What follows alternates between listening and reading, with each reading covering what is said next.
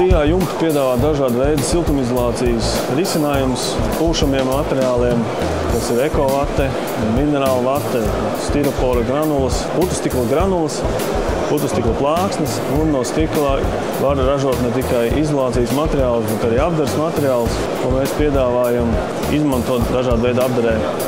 Ekovate ir pūšama vate, kas ražota no celulozes, izmantojama pārseguma siltināšanai, sienu siltināšanai. Pozitīvas īpašības tas, ka neveido šuvas, ir iespējams noteikt konkrētu materiālu biezumu, nav nekādi ierobežojumi uz materiālu biezumu. Ļoti līdzīgs materiāls ir pūšamā minerāla vate, kur iestrādā līdzīgi, un tā ir tādas pašas īpašības kā ekovatei. Ja ir nepieciešams aizpildīt kādas spraugas esos starp nesošajām konstrukcijām un ārējo apdares slāni, tad tur ļoti labi noderēs stiropora granulas, kuras ir iespējams iepūst ļoti labi sablīdējās mazās spraugās.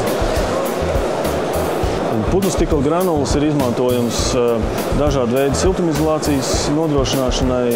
Tas ir par ēkas perimetru, zem ēkas pamatiem, jo viņas ir iespējams slogot līdz pat 12 megapaskālu lielu slodzi. Viņas var izmantot arī kā drenāžas slāni. Viņas neuzsūc ūdeni, tādējādi viss ūdens, kas nokļūst šajā te putustikla slānī, tiek novadīts uz ierīkotu drenāžu, kas ir ēkas perimetrā.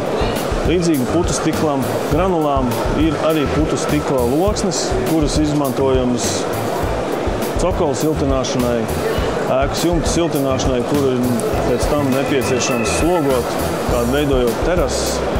Un kā pluss minam tas, ka uzreiz uz šīm putustikla loksnēm iespējams kausēt jumta izolāciju, tādējādi izvairoties no papildus materiālu pielietošanas.